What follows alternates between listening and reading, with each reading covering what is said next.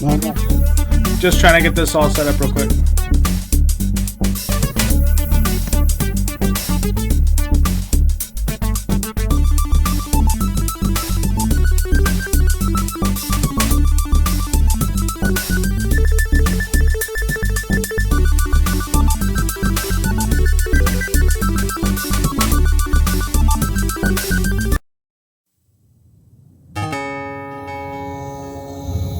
Guys, that music will never come back on this channel ever again.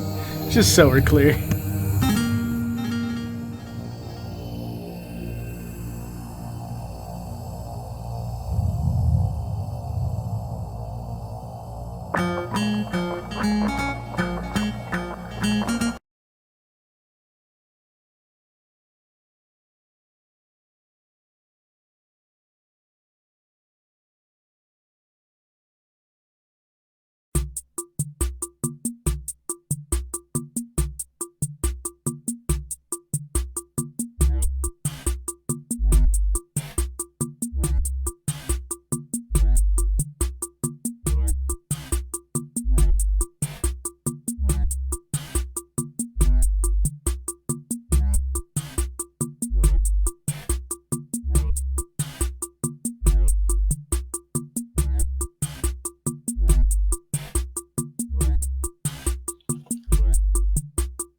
Go ahead and start sending people down.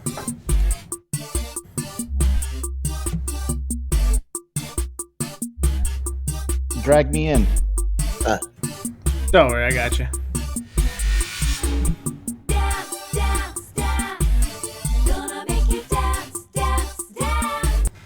What's going on, guys? This is Brimstone. That's right, you heard it. Brimstone hosting this week's Digital Blend episode 8. We're going to be covering a few topics, mainly being common sense amongst gamers here in the gaming community, along with logic, and hopefully we can actually clear up some of the stupidity around here, at least clean it up a little bit to make it a little bit more livable for the rest of us. Anyways, go ahead, panel members, and introduce yourselves. Hello, What up? My name's Kanashi Abamanito, here to every time after E3, the intelligence level drops dramatically. Oh shit. Go ahead, Thanos. What up there, YouTube? It's your boy Thanos on the Digital Blend Gaming Podcast. And remember, logic is only as good as his mind that's able. Absolutely. Rambo, go for it. What's going on, YouTube? It's Rambo's Corner with Rambo All-Star here, and I'm on the Digital Blend Gaming Podcast, and we are going to be here to talk logic. All right. So, you guys, what do you think? 1080p?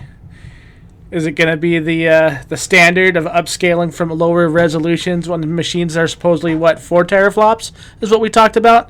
The thing I think about this is the hilarity in this is people don't realize that these, like we were talking about earlier, Rambo, these T-flops don't mean jack when it comes to actual performance or when it comes to gaming in general. I mean, we had a 1.8 teraflop PS3 last generation, and it literally upscaled games from as low as 500p to 1080p. So, exactly what are we dealing with here, you guys? Just dynamic resolution councils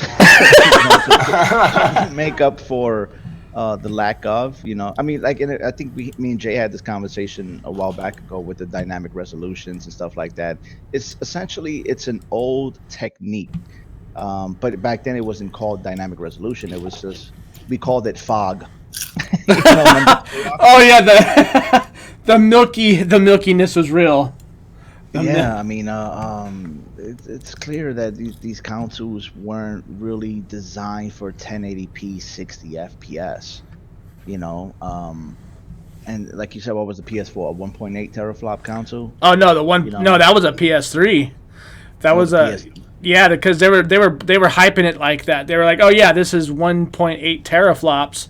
And that's a little over 500 gigaflops. So people were like, oh, this is just amazing. We have a 1.8 teraflop. We don't have anything on the market like that. I'm like, are you kidding me?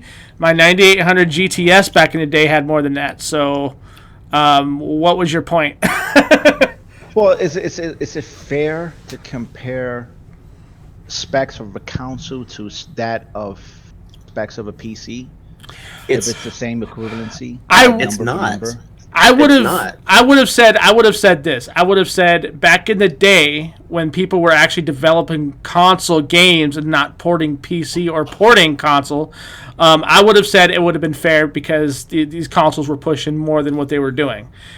But nowadays, no, you can't really say it's fair because they're not even doing that anymore. They're not even exercising these consoles and their developing cycles like they used to. All they're doing is they're saying, "Oh, look, it's x86 port." Right. That's all they're doing.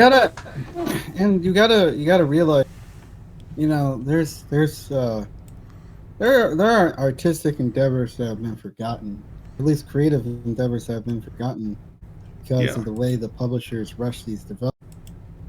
Various other elements, because, for example, the Morph Ball, Samus's iconic Morph, that was created because the limitations of the NES, the Mega Man slide again, created out of limitations, and there were games on the SNES, PlayStation 2, that ultimately shouldn't have worked because of what those games are doing. God of War was looked at it as a game that shouldn't have worked on PS2, and both of those games, God of War 1 and 2, 2 looked even better than God of War 1.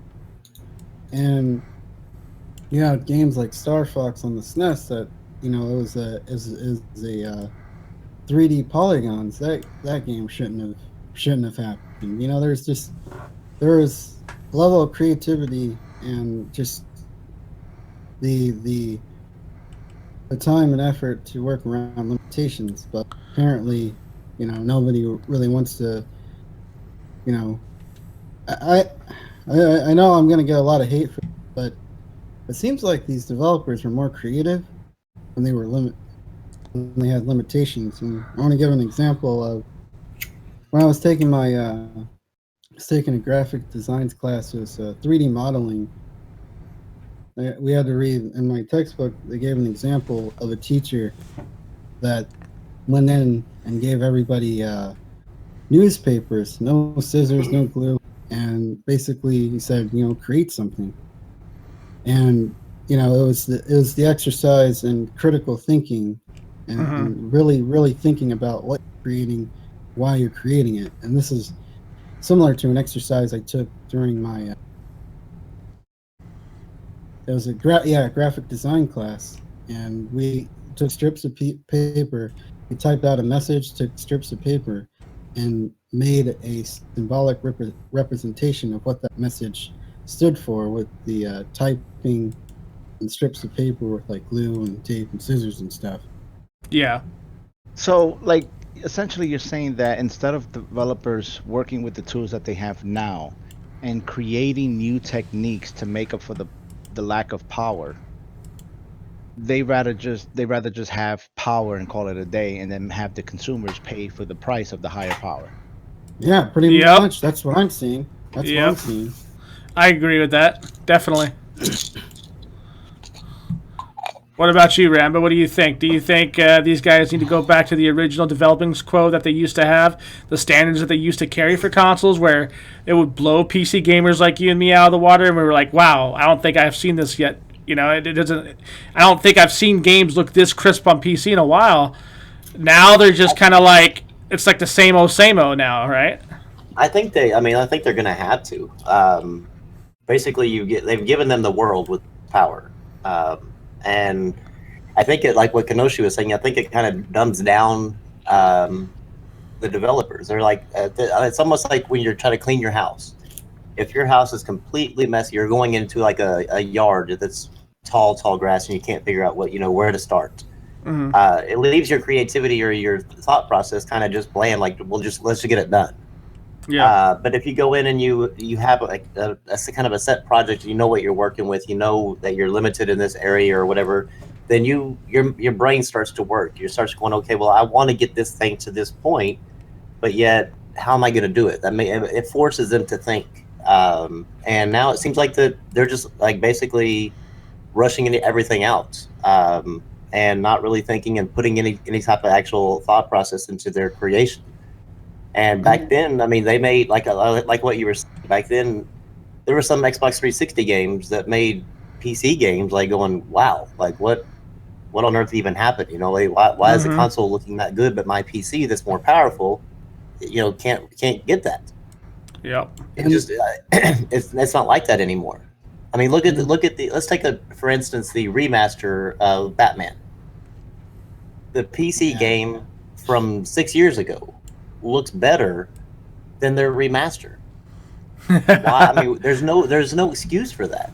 Yeah, I agree. There's actually little to no difference as far as the way the whole fucking system works. I've seen it, and I'm just wondering what were these guys thinking? Like, why did you even bother putting this on PC? This was a complete waste of time. They could have been fixing their other games that they screwed up with that type of if they had that kind of time and money on their hands. The remaster I thought was completely wasted. The only remaster that I will say they did a good job with was that Metro Last Light. That was the only real remaster that actually optimized the game, and it actually made it run better on top, as opposed to what we've been seeing where these remasters have been dropping out like sleeping dogs, and it runs terribly. Like, it runs worse than the original. So yeah, I agree with you a full 100%. Now, as far as like the common sense in this community, you guys have to wonder. Look at the pillars of the community that they have to actually go to for their information. Look at some of the ignorance that's around here.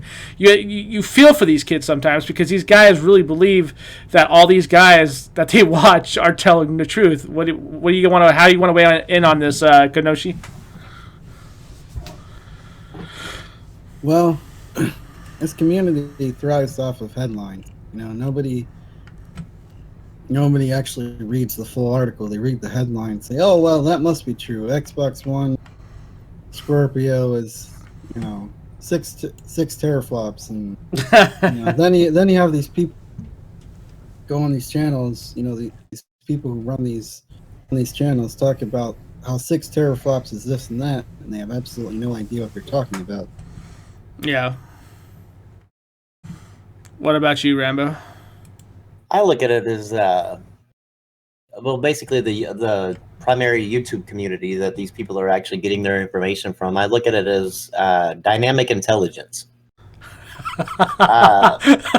Basically, they don't actually have the intelligence scaling up to try to pretend they do. And people are actually believing it, and they don't actually even know what they're actually believing.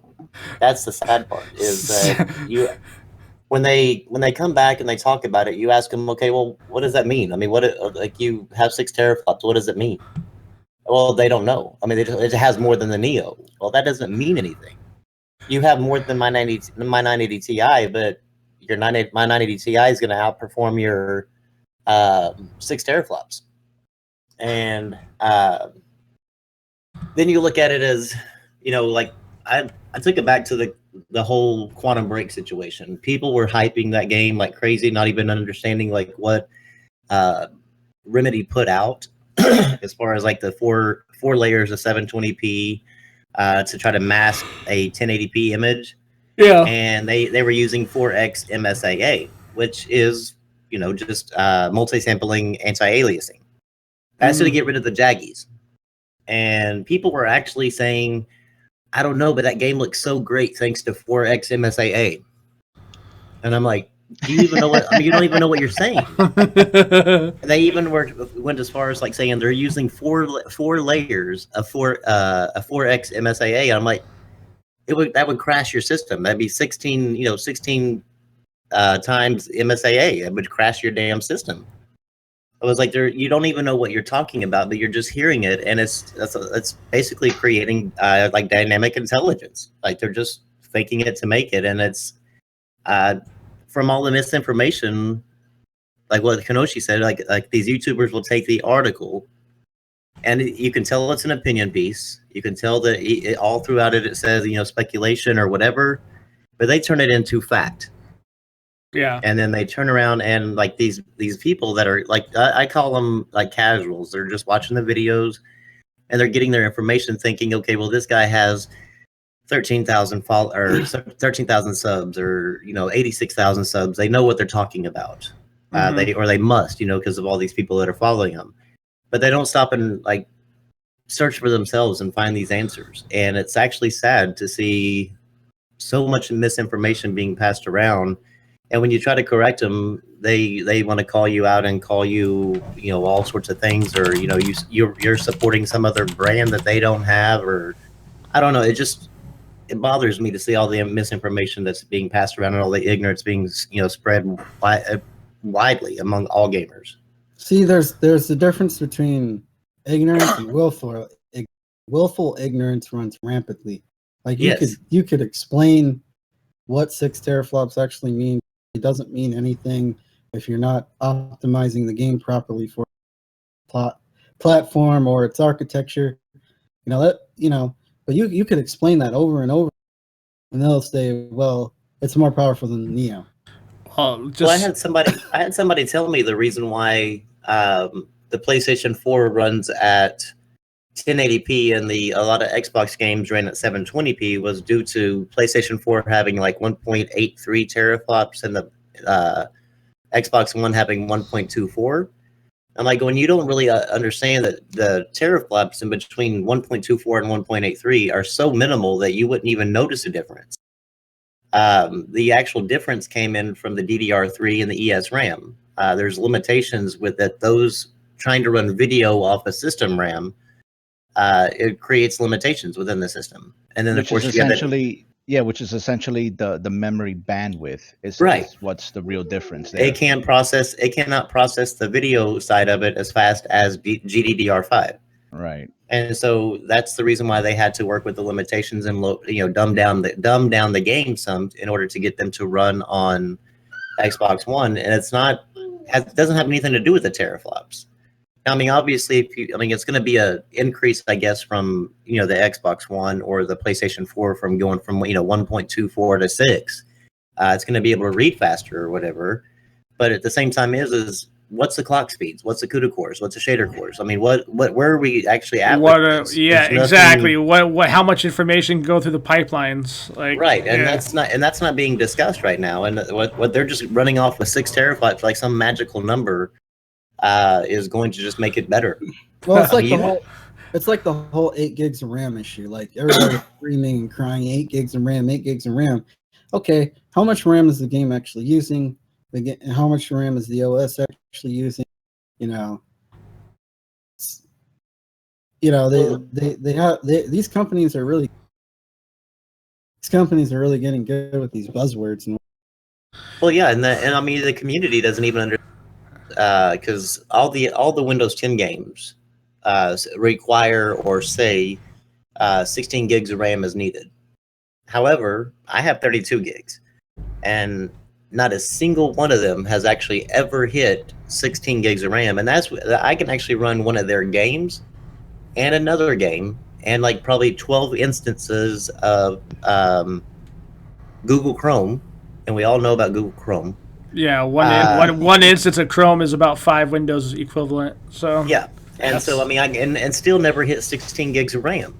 So that's the thing is, I mean, they wanted they just hear numbers. That's all they hear. And one of the things that nobody asked when the PS4 and Xbox One were saying 8 gigs of RAM, they never asked how much VRAM is the GPU. I never heard anybody talk about that. And what that actually means. That is what RAM? VRAM for the GPU. Nobody ever talked about that. On the consoles? Yeah. Well, back then they didn't use VRAM. It's in the same pool. Oh, so it's all in the same pool? Yeah, it's all shared resource. Yeah. Yeah, like the PlayStation 4 somehow got VRAM to actually. I mean, you can use video RAM to use your system RAM as well, but that's what I mean. They're basically swapped out regular basic RAM for video RAM to help their gaming actually run smoother. Whereas Xbox went with a regular system RAM to work for both. It's the same RAM running both sides of it all together. And essentially, again, that was Mark Cerny who made that decision. Well, suggested it to Andrew House. And they were there was an interview about this topic, and Mark Cerny and Andrew House were having like a lunch, And Mark Cerny pretty much told Andrew, like, look, we need GDR5. And Andrew was very hesitant. He's like, that's really expensive. And he said, yes, but that's what the developers are asking for. And so essentially that was the right decision. That's what gave that little bit of an edge over the Xbox One. That's ultimately the difference.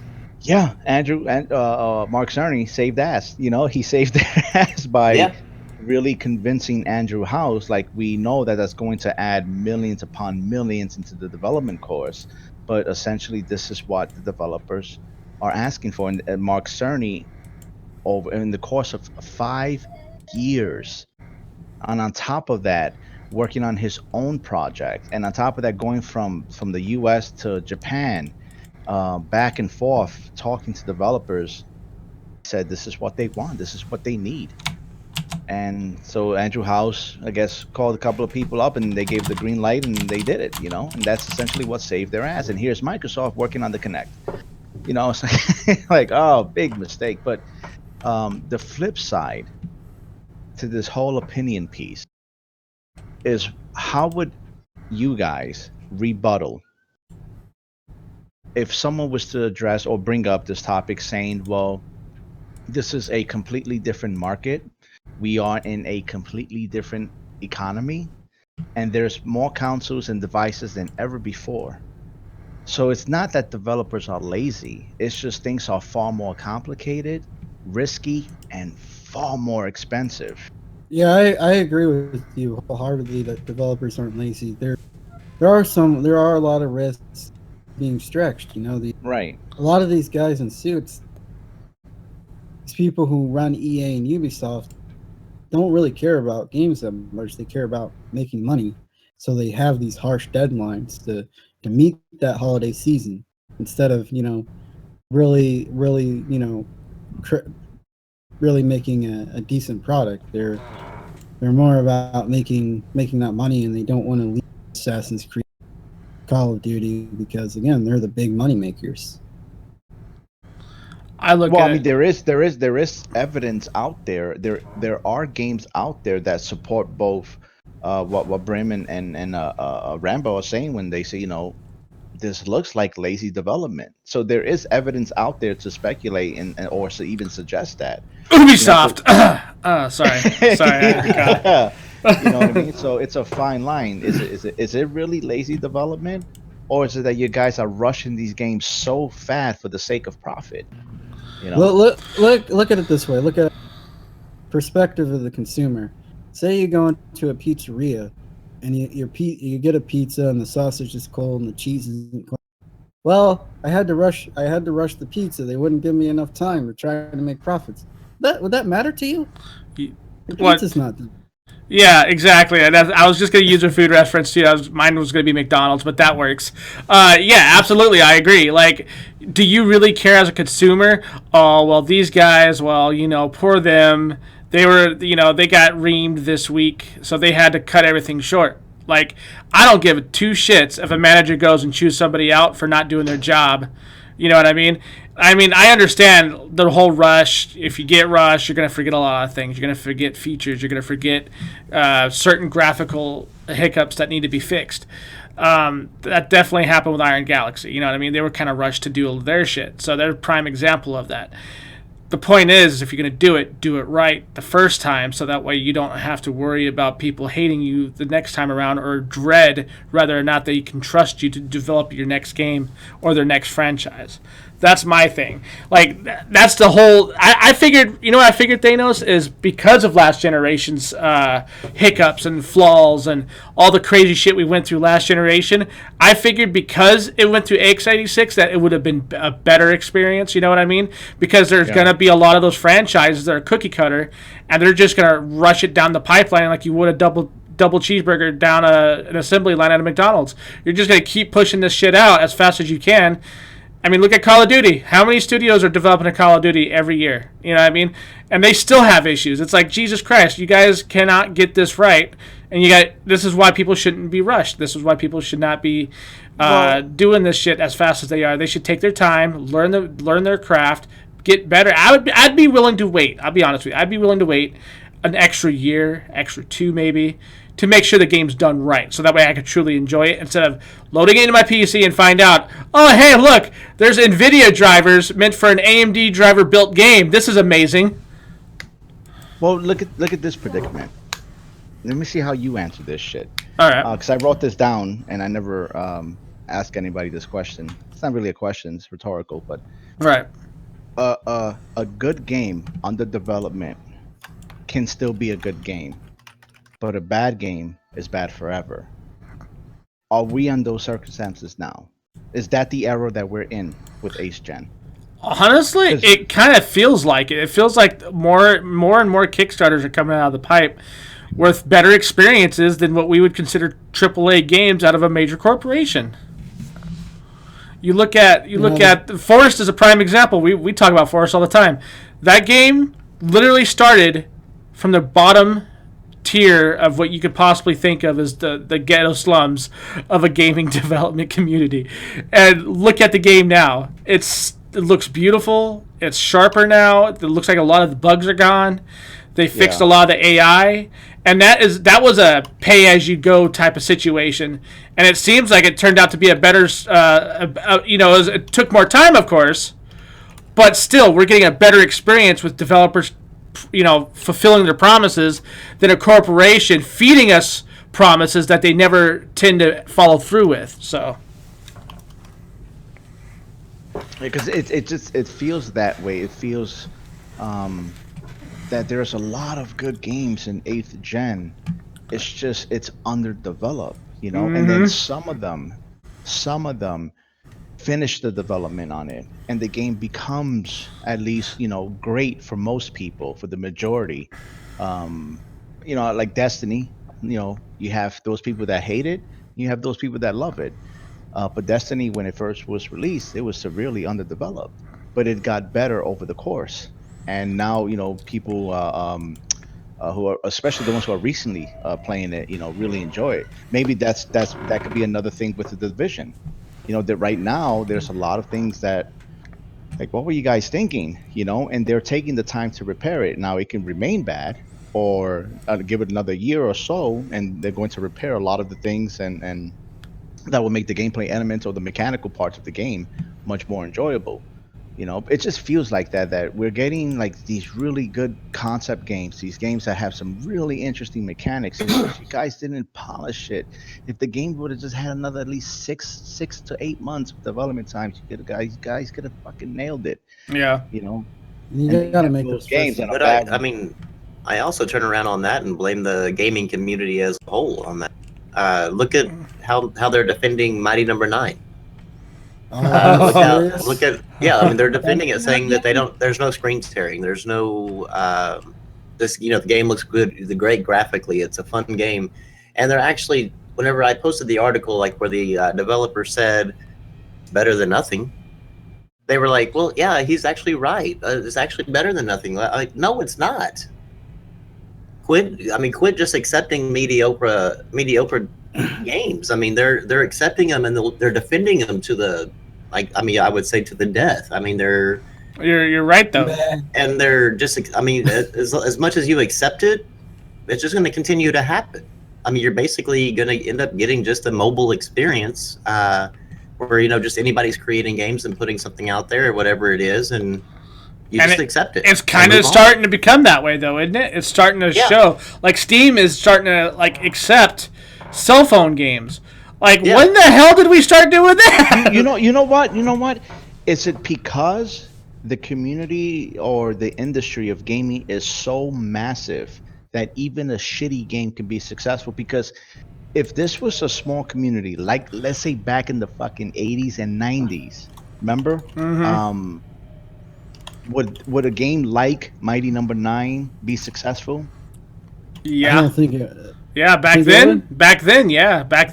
It would, yeah. Oh, hell yeah, it would, because those standards would have been above and beyond whatever we would have seen back in those days. So yeah, that would have been a huge success.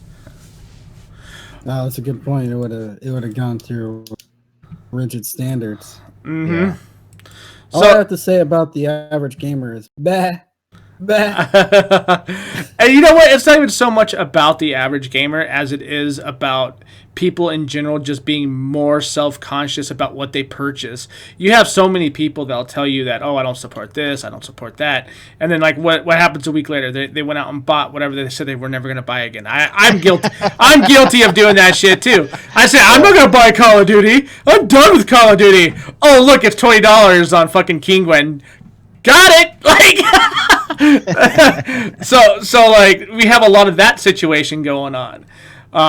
You look at especially Assassin's Creed, just because I fucking can't stand the series, but See, I love the series. the series itself is plagued with issues on PC. Well, PC, it's just terrible. Like, I can't believe Ubisoft has gone under the radar and not been subjugated to any sort of scrutiny by the community. I'm surprised these motherfuckers haven't hung them out to dry. But yet we could focus on each other and diss on each other for stupid stuff like what we purchase as far as our consoles go. Like, it seems like our priorities are a little mixed up here, people. Yeah, and like what just Rambo said, you know, like how people are buying these games, and I'll never forget it. I'll never forget this quote. I can't remember the name of the CEO. He was an Italian dude. He manufactures glasses around the world.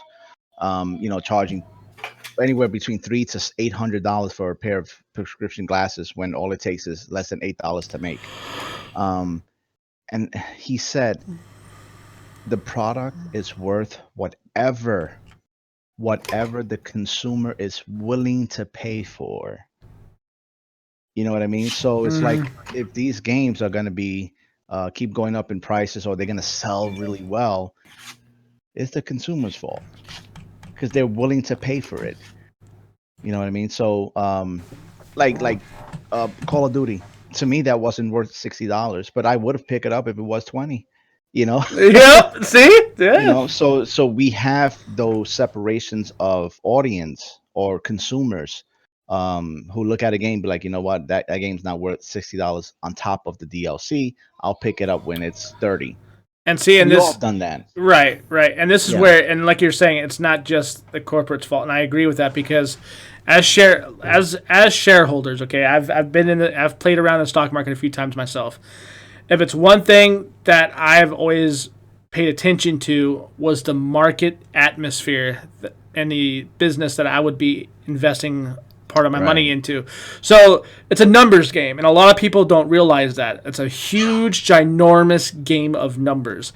If Call of Duty sells, even though everybody in that damn community thumbed down that video will not mean shit if, indeed, those numbers surpass their previous launch, which we probably all know it will. Especially with the that one Kickstarter game we were talking about earlier, the space simulator game. Thanos, what's it called again? Star Citizen. With the crap that's going on with Star Citizen right now, with its developing team, I bet you that's where they're going to make up their numbers, because look at the combat system that they put into it. What is it? Ships, right? It's galaxy battles. We should have seen that one coming. That right there is a huge indicator that they are well aware of all of the market's atmosphere, and they're going to play on it, and that's why Call of Duty is successful every year. And that is also why Ubisoft, EA, and all these other corporations, why their shareholders are demanding their games to be launched, is because they want to be the number one competitor amongst those games' atmospheres. And if they can dominate the atmosphere, then the numbers game is irrelevant, because at this point you're just going to take the market by storm, kind of like what Blizzard's done with their strategy games, their MMOs. Like they practically own the PC atmosphere outside of Valve. That's simple as that. You're absolutely right, because Activision Blizzard, EA, Ubisoft, these big developers and publishers, they have this shit down to a science. It's a formula. Mm-hmm. You know, they know how exactly and when to rotate these games. And it's not just the games, but it's also the DLC. They have this shit down to a formula. They really do. And then so this is why we keep seeing a lot of the same type of games, or the same game, like what is this, Assassin's Creed number 14? You know what I mean? Like they have it down to a science. And then when we do get a new game or a new IP, the risk that they're taking It's extremely high. enormous. Yeah, it's enormous. Because what right there, Yeah. like if they do a new IP, right? If they do a new IP, they risk losing their spot in the atmosphere that they're trying to dominate. So if they lose their footing at least by one, just by one, that's all Yeah. it takes is one. That is possibly a little over 0.5% drop in a share, and that's a lot of money. Yeah, a lot, and that's ultimately, it's not that they don't want to create, because I mean, if you speak to any artist, because I speak to a lot of painters, all we ever want to do is change. We don't Yeah. ever try to paint the same thing over again, ever. We're Right. always, and that's one of the things that I admire so much about the company Nintendo, not the council, but the company Nintendo, that they're willing, because they're artists. They're willing to take a risk. They're willing to say, you know what, let's try something different. Why play it safe? Why do the same thing over again? Why make another a third console just like the Xbox One and the PS4? Because that's what artists do. They take risks. They're different. They never And try not- to paint the same thing again. And then and when not- there isn't a new IP, ultimately that's the consumer's fault. Yep. and Always and the the- consumer's fault and on the that. I mean, artists- look at all the new IPs that we've had this generation. One more time. Every single one of them. Well, all the new IPs we've had this generation. Yeah. I mean, you have Bloodborne, you have Until Dawn, you have the Order 1886, you have Quantum Break, you have Titanfall. I would argue that none of them were actually truly successful in terms of like sales per actual consoles that are out there, or They the did- like thereof. They didn't sell Call of Duty 4 numbers. I remember Call of Duty 4 came out. That's That be- game's still- that's because those atmospheres. That's because those atmospheres are already established. So you're talking about a new IP trying to break into an already pre-existing atmosphere. In order for two spots Yes. to take up the same space, it has to completely dominate the other, and that's how this Well, market's ran. Well, That that's was just what going to be- irritates me that about was- these gamers is. Oh, go ahead. That was going to be my question. Is Uncharted 4 successful because it's Uncharted, or is it successful because it's number 4? No, it's successful because it's Uncharted. Well, yeah, I mean, Uncharted is. I mean, it's a known title, and a very well liked title. So I mean, it's And just the going to be only successful reason- just based on name. And the only reason the only reason why that is, Thanos, is because if you remember, Uncharted came out on a 7th gen system. Back in 7th gen, the atmosphere for these games were extremely small and Yeah. minute. There was hardly anything going on back then. All you had was the Call of Duty sphere, and then you had the Battlefield sphere. Those were the two main giants that were always going back and forth. Now we're going into into the 8th generation, and they're not going to be affected because it's going to be on its own sphere, its own platform. So they're not going to be in direct competition with each other. As a recent, right? As of recent, last- yeah. As a recent, like let's say in the last 5 years, has there been a brand new IP that has pulled some really, really impressive numbers, simply because it's a new IP, not because it's a new IP, because the game is really good and all that, but has there been a new IP that pulled some really phenomenal numbers? The Last of Us. What was that, Rambo? The Last of Us. Yeah, that's true. Last of Us It did sold- really, it sold really close good. To like 6 million, I think, on the PS3 when it was a brand new IP. You said it actually came out within 5 years on the PS3. It was made So by it's been The Last of Us then, right? Yeah, it was I mean made by- that's one I can think of. It was made by Naughty Dog, and it kind of felt, it kind of, not completely, but it kind of felt like an Uncharted. in various no. ways. Totally. It did. It felt I a little wouldn't say- Uncharted-ish. It did for me anyway. I know what he's talking about. I'm not saying it was 100% Uncharted-ish, but it did feel a little bit. But the narrative was definitely much more better, though. That was a much better experience in my opinion. But so when you take in consideration, right, you get the massive corporates and you get the shareholders doing their thing. Would it be safe to say that we probably won't see anything new for the next couple of years? In those spheres, that is. As far as like Last of Us standards, No, as far as the giant standards, as what we're going with right now with Battlefield and Call of Duty. There has to be another one coming soon down the pipe. And I don't consider Watch Dogs in that sphere really, because that's more along the lines of going with the flow of Assassin's Creed. So that's not really trying to take over anything. That's kind of just going with it. You know what I mean? So like, I'm wondering if we're gonna get another big shooter in the future that will possibly be a dominating force with Call of Duty and Battlefield. Well, Watch Dogs 2 looks a little like when I first saw that, I was like, Assassin's Creed in modern days or Assassin's Creed in the future. Mm-hmm. That was my first reaction when I saw it. Yeah, that's why I was saying they can't really compete with each other. It's from the same corporate, so that doesn't really count. I don't think it's going to be a game. I think it's going to be a genre. And I think what's going to happen that it's going to become a big thing and a common thing, and I think that's games like Overwatch, that first type of person MOBA element, and I think that's what's going to take over. I think the MOBA genre is going to be bigger than the FPS itself. I agree. You know what I mean? Because FPS have been utilized so much that it needs a new injection of something, you know. And I think MOBA brings that into it. Because I mean, when you think of MOBA, I mean like Dota 2, anyone? League of Legends? I mean, yep. But they implemented FPS into that. So I don't think FPS are going to be the way they used to be. I think FPS completely changed.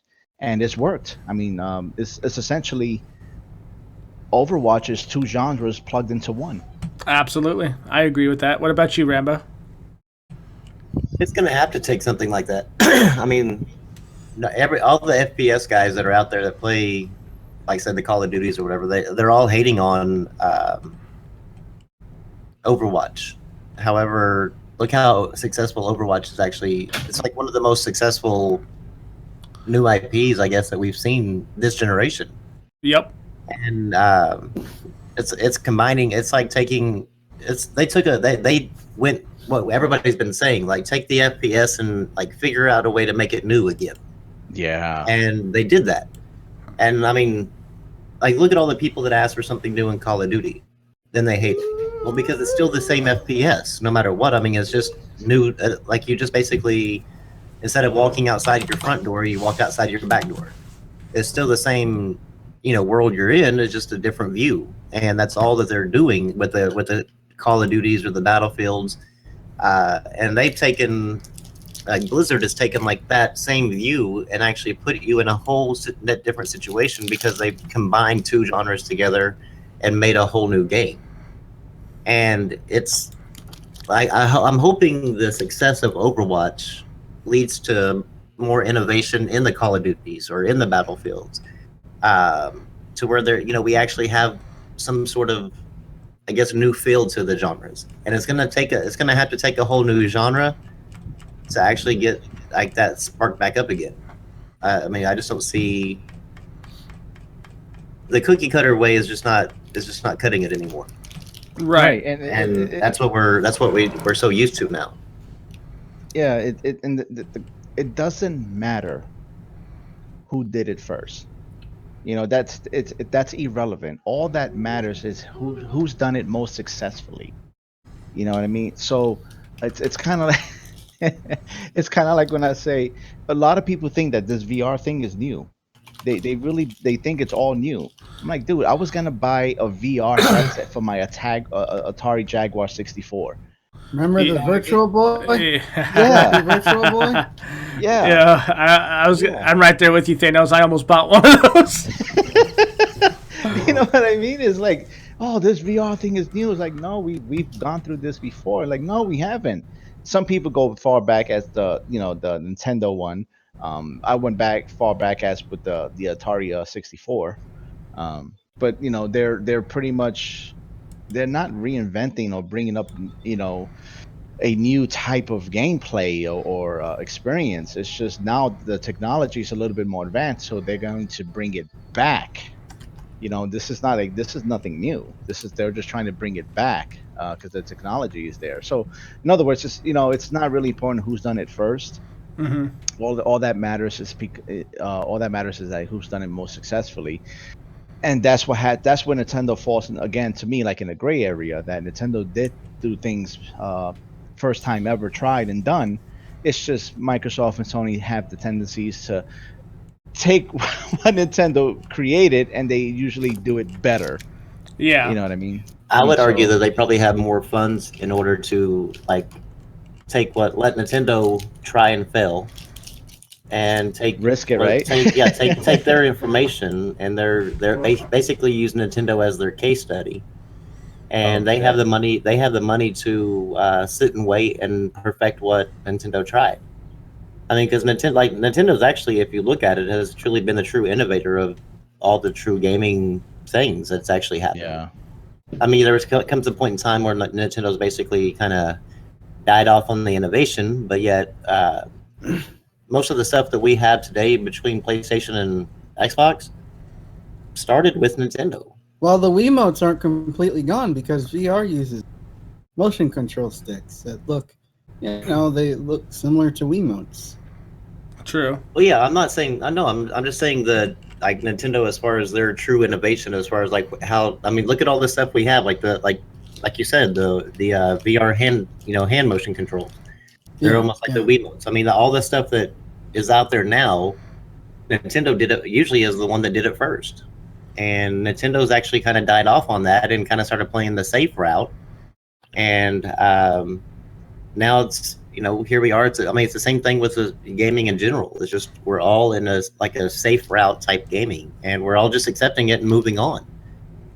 We should demand kind of more from Sony and Microsoft. I mean, they have the funds to bring us something new and innovative, but will they do it? Will they use it? We complain about $60 games. Remember cartridges? Chrono Trigger, I believe, cost $70 when it first released. I don't. I every time I see one of these people that are 20-some years old and complaining about a $60 game, I laugh at them. I'm like, I was spending $80 to $90 a game back whenever I was a kid. Yeah. Yep. But that you have to laugh at developers though to justify it. The developers are like, well, games cost so much more nowadays to make, so we have to have it up 60. I'm like, okay, so why did I pay 75 for Turok on the N64 when it first came out? Oh, we fucked up. Right? Exactly. They try arguing that. I mean, these people when you tell them that $90, was a game back then, they were like, well, there was more on the game. Well, no, there really wasn't. I mean, there's arguably. I mean, there's some platformers, I guess, that like Super Mario Brothers that could would take days or whatever to beat. But there's a lot of $90 games that you could beat in one day. Yeah, these games. I mean, it wasn't really much different than what it is as far as time-wise and content-wise as it is today. If you know Super Metroid really well, you can beat that game in an hour. Like an hour and a half. I would argue the cost of the cost of it actually probably has gone up to the point because everybody seems to want these realistic graphics versus an in-depth story or a actual true fun gameplay or whatever. I mean, Yeah. take a look at Rayman Legends. Very difficult game. I mean, the further you get into it, it's a great platformer. But arguably, if you talk about it amongst the gaming community, it's a kid game. That's a kid game, but because they're all it's just because of the graphics. Yeah, they'll settle for a 6-hour game that has realistic graphics and a shit story versus a platformer like say Rayman Legends that would actually take you days and days to actually complete at 100% for sure. There's so much content in there. Yeah, just because of the graphics. That's all it is. I mean, graphics don't make the game better. No. I mean, the whole thing, because people it's either graphics or gameplay. Why can't we have both? That's exactly that's my point. Is like, why can't when people tell me I'm a graphics where I'm like, no, I like both. I want both. Yeah, it's better to have two hands than one. You know, Yeah. things such as Yeah. it's power is important, gameplay is important. You know, and then now they want to argue about, well, which one is more important. It doesn't matter. Have them both. They both complement each other. You know what I mean? It's just they always find a way to separate an issue. You know, it's like this. It's the same guy judging you, talking about, oh, you know, you're playing Rayman. That's a kid's game. It's the same guy going out and buying Ratchet and Clank. Yeah. It's Yeah. the same fucking dude. You know what I mean? Yeah. It's like, why he so, and then, you know, the whole Nintendo kitty shit. You know, oh, he's a kid because he's playing Nintendo because he'd rather jump with Mario and playing on the console, but you're a grown adult because you rather play on the console and shoot. Regardless of how you look at it, you're still playing on the console, are you not? You're still Sure, playing. like- It's You're all still it's all playing an based on electronic toy. it's Yeah. all based on the damn graphics on where they look at as far as that goes, and it goes back to more the ignorance in the community. I mean, they want content. They want like these long ass games, these big in depth games. But whenever you give them one, well, that's a kid game, man. I'm not playing that. That has shit graphics. And it's playing not that. just- That's an indie game. And it's not just that either, Rebo. It's they don't want to wait for it. They're impatient. They harass developers over Twitter. They go, yeah. you know what I mean? They take these extremities so far to the point where these developers don't want anything to do with us, and that's what's a damn shame. Because I remember when I first started doing PR for a few companies, like I mean, I had Astral Byte. It took me forever to get people off his ass because these people were harassing this dude. Like he emailed me a few times asking me what's going on, you know, like why are these people so angry? And I'm like, dude, it's just because you're a one-man wrecking crew. You're the only one developing, and they don't understand that it takes time for these this long ass game that you made to get fixed. As that you did your own publishing, you did your own developing. Just I'll do my best to get them off of you, because that's what initially that's what you got in this community is a pack of wolves. Or hold on, wait. Let me scratch that from the record. There's only a few real wolves in this call right now. A pack of hyenas. There we go. A pack of hyenas. A pack of hyenas attacking the source of their food and wiping out their entire food source, and then they're wondering why they're starving.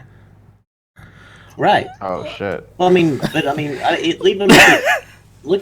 I mean, look at the way that the this gaming community looks at indies. I mean, they look at them as they're basically playing 8-bit games, and I would argue, and I mean they ask for, give me a game that pushes the boundaries, give me a game that thinks outside the box, give me a game that actually has some length to it, and you point them in a direction of an indie that has that, they won't play it.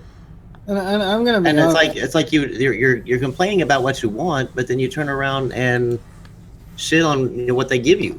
Mm-hmm. It's like, why don't?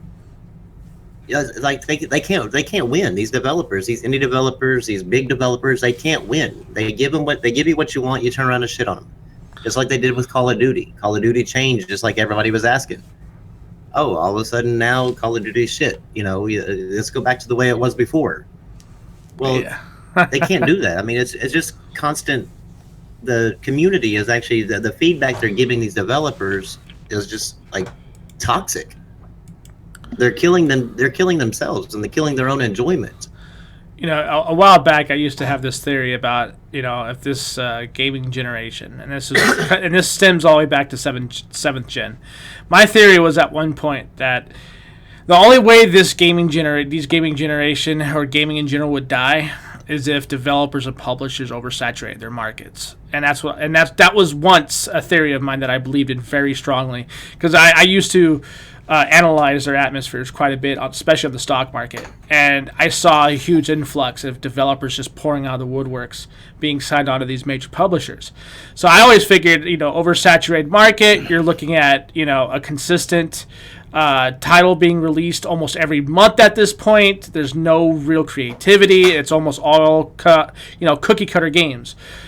I was dead wrong. I think the community, or not just this gaming community on this part of YouTube, but the gaming community all over the world is going to destroy this gaming market. Yeah, and I mean, also, I mean, take a look at, back in the crash of the '80s. One of the things was like an oversaturation of not only games but also consoles. Exactly. Yeah, that's where I got my idea from. Yeah, now here we are. I mean, like you're talking about the games here, but let me look at Xbox. They have the Xbox One. They have 3 versions of the Xbox One S. Now they're going to have the Xbox Scorpio. That's 5 different consoles. Arguably, the original Xbox One's going to go away. So 4 different consoles for just one type of game, or like the one game. PlayStation, they're coming out supposedly with 2 Neos, and then the PlayStation 4 as well. 3 different consoles. That's 7 consoles in between 2 companies. That's, I mean, you're arguably, I mean, they're oversaturating themselves. I mean, before there was like the Xbox 360, the PlayStation 3, the Slim came out, the first 2 went away. The next version of the Slim came out, those went away. Now they're trying to keep them all around. They're trying to like keep them relevant, even though they're coming out with new consoles. I would say that it's also going to be a bad thing for the market as well to have so many consoles on the market, along with all those games that you're talking about. Like you're getting like a game every week. The console is not a smart, and treating them like smartphones, that's not going to be the reason I say that is because a smartphone is used for productivity, and a PC is used for productivity. Console is merely just for entertainment. So trying to convince people you can buy a new console every 2 to 3 years, I don't think that's going to fly over too well.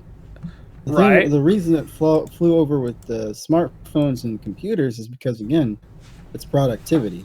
You're actually using it to achieve something. Right. But it's not just that, Kenoshi. If you think about smartphones offer what when you do a contract? Offer free upgrades.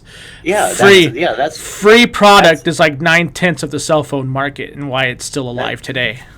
And that's one of the things that these people are trying to say that we can do the whole the cell phone market with the consoles, but just do it every 2 or 3 years. And I'm like, but what you don't understand everybody's like saying, well, you can buy an iPhone every year.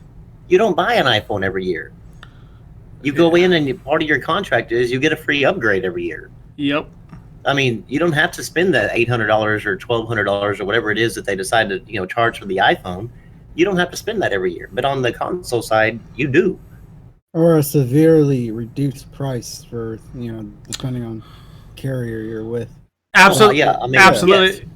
Yeah. But I mean, it's not. They're not charging the full price like the Xbox One S or the PlayStation Neo.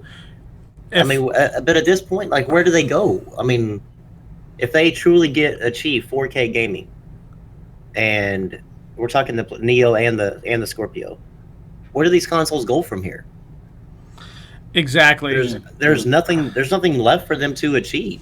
And there's nothing worse when you're in charge of your own corporation, when you start being competition with yourself.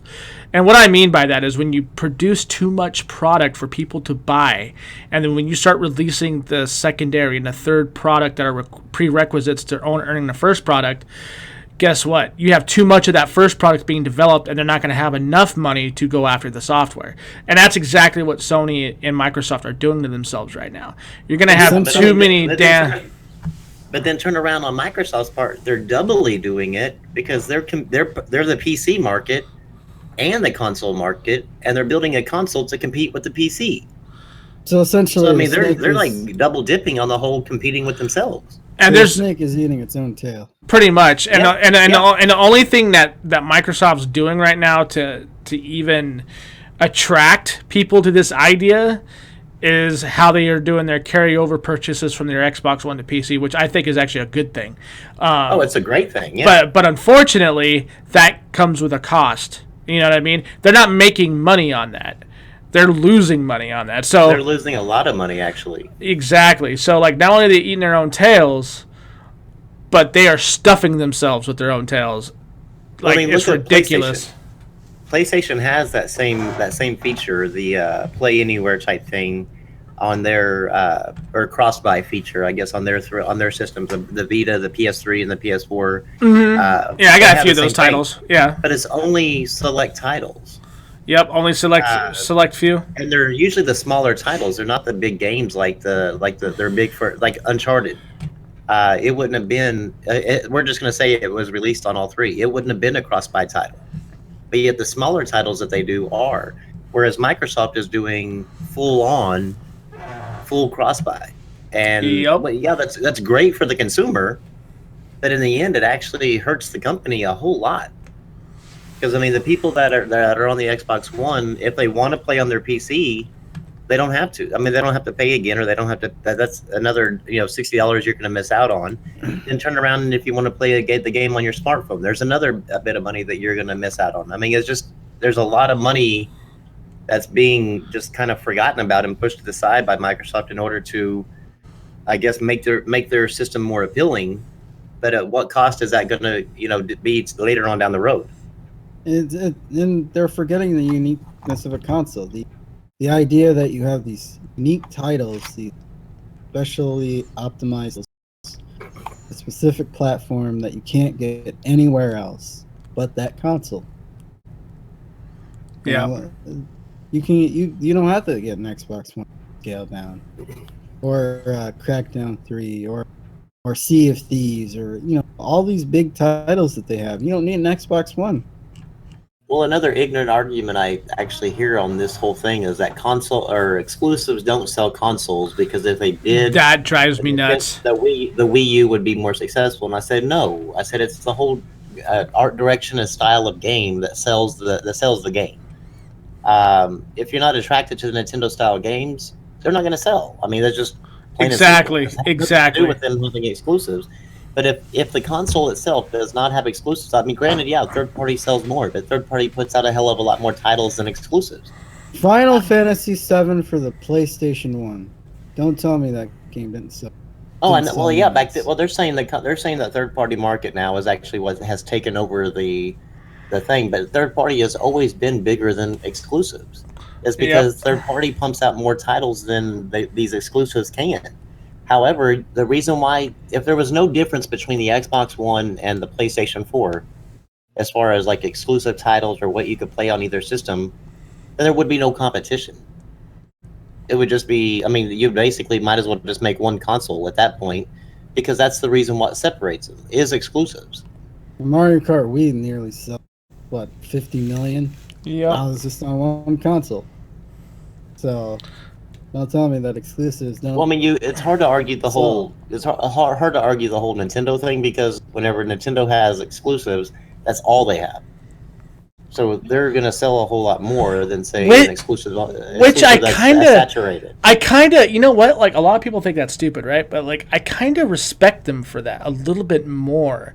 Like, it seems to me like they want to focus on more of what their people want versus what their shareholders want them to put out for their people. And I think that's a really good thing to bring up, actually.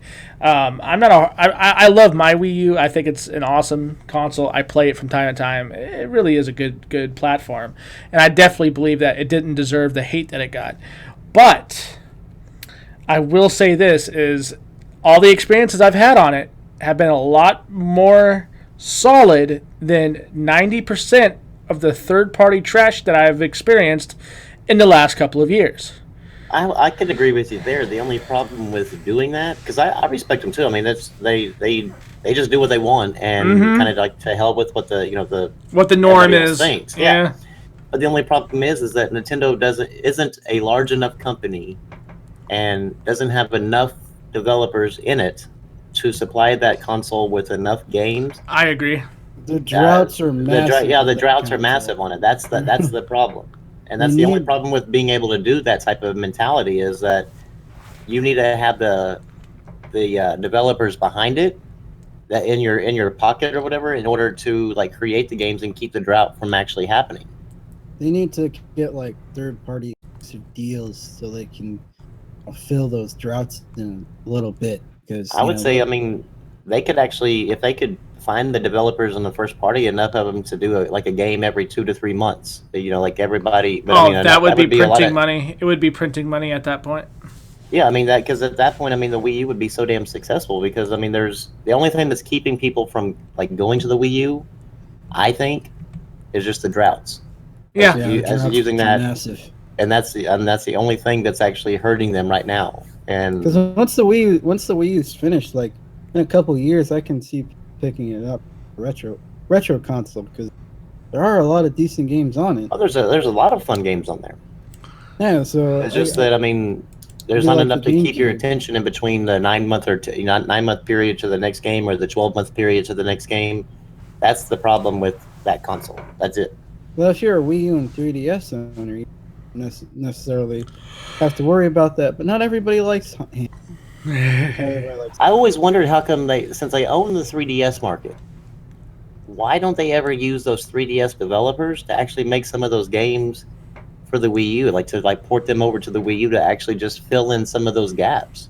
That's what I hope they're doing for the next console. And I just couldn't when you go to, like, say, Walmart, you go to Best Buy, you go to GameStop, that 3DS section is huge. Yep. You look at that Wii U section and it's like so small, you just kind of like forget that it's even there. And Nintendo has like a gold mine as far as that 3DS goes, and I'm not sure if maybe some sort of study that they've done or whatever internally shows that they wouldn't be successful, or whatever. But to me, like, you have all that gold mine sitting there. Bring it over, some of it over to the Wii U in order to fill in some of the gaps. And I mean, to me, that would arguably be a smart move. Could you imagine a wide sprawling Pokemon PG? What that would do for them? A Pokemon console game? That'd be ridiculous. Yeah. Believe it or not, Pokemon is still very popular, and if they could get a home console version of that, man, it would be like a big thing for them, and it would actually fill in between the Mario Paints and the Mario Parties, and it would fill in between that, and that would be like that. That way, they could actually be self-sufficient in the whole console market. Yeah, and I think that I hear that's like what they're doing with the NX. It's kind of combining the two markets. But of course, I mean, we're just speculation at this point. Yeah, because they moved their handheld and closer a couple of years ago, so you might actually see the result of that. But who knows? But Sorry, go ahead. Did you guys hear about that loss? Sony lost $550 million they have to pay out. Yeah, like $55 per person in the lawsuit because of some sort of, I don't even remember this actually even being part of the PS3. But of course, I mean, back then I was working like a ton, so I didn't really have time to sit there and mess with all the different news and all the different features in the PS3. But apparently the launch PS3 had install your own OS. Yep. Which makes no sense to why you would even have that. But apparently, I guess when the Slim came out, it wiped that feature out. So anybody who was using a different OS on their PlayStation couldn't pick up the PlayStation 3 Slim and actually still continue to use their OS. So now they put a class action lawsuit against them, I guess for false advertisement. And so everybody gets $55. And there's 10 million people. Yeah, it's 10 million people who wanted to launch PS3, but it brings up an interesting question. And the idea of you paid $600, $700, however, $600 for this product, and then all of a sudden they start taking features away. How do you guys feel about that? Well, it really it's kind of a mixed thing for me, right? Because the feature, in order for me to care about it, would mean that I would have had to have used it. You know what I mean? I would have had to have used it. I would have had to have been relying on it. Yes, I'd be pissed. But if it's features that I personally didn't use, it wouldn't bother me. But I think it's wrong because I can't speak on the behalf of everybody else. There's a lot of people that I know personally that was putting Red Hat on PlayStation and Yellow Jacket on PlayStation 3. So, and those guys were telling me they were doing it for MAME and they were doing it for Mugen, little emulators, So they were doing it for those reasons.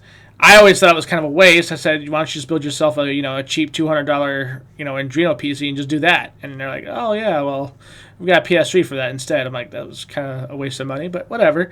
Or you could just Raspberry Pi it. Well, my argument is, did they actually take the feature away? I mean, they didn't make the original one that you bought with that feature obsolete. I mean, they didn't make it to where like no games worked on it like going forward. They just brought out an updated version. And to me, you're not required to buy the updated version. So I mean, it's not like to me they didn't truly make it go away. They just like updated their system, but they still left the other system capable of running every single game that's released. But what they did was they put stipulations on it, on the original hardware. Wait a minute. Okay, now I know what happened. Whenever the new thing came out, because PlayStation runs off of PlayStation updates, like the system updates, like same thing with Xbox Live. And so when they set the update out for the Slim, it actually updated it hit everybody. The original. Yeah, it updated the original, so they were actually kind of forced into it. That's the reason why they actually were able to win the lawsuit. Now that I'm thinking about it, because I was like going, wait a minute, I mean, you still have that feature, but now you actually don't, because the update wiped it away due to their new console. And if you tried to wipe the hard drive and do it, what actually they did was they made sure to half your resources. So like you would take whatever cores you had, which I think of the PS3 they had 4, right, and they had like the 8 or 16 virtual or whatever the hell it was. It was funky. They would half that and say, okay, well you can only use half the resources, so good luck. Yeah, and they were trying to stop people from pirating their games, but I don't understand when you could just go online and look for brute force game key thing that could probably get you. I don't understand these piracy tactics. Well, there should always be a way around them. We're coming up to an hour and 13 minutes, so we'll go ahead and start closing this off. Before we go, though, I do want to educate some of the extremely easily impressed people out there. A teraflop is a measure of computing speed equal to 1 trillion floating point operations per second, just so we know. I hope you guys feel a little bit smarter now. Anyways, anything you guys want to close with? What I like to close with, instead of actually just listening to YouTubers or reading an article, take what you hear from the YouTubers, take what you read from the articles, do a little bit of footwork yourself, and just simply do some Google searching, and come to your own realization instead of taking somebody else's realization as your own. Absolutely. Kanosh? Going off of that, build your own reality rather than live somebody else's. There you go. Absolutely. And I'll jump off of either one of you said. What we've talked about today with spheres and the whole 9 yards, this was all based on research that I've done personally throughout my time here on YouTube. My time through the stock market and analyzing a lot of numbers and seeing where the floating points were for peak profits. I've done a lot of research myself. I've done a lot of different things for myself. I got my hands in a lot of different hobbies, and gaming being one of the main ones that I love the most. Because I care about it so much, I spend the extra time to educate myself, and I do suggest, like what these gentlemen are saying, you do the same thing. Thank you guys so much for watching. I know there's only a few of you today, but I'm sure this will get views later down the line like they always do. You guys have a great day. Peace out.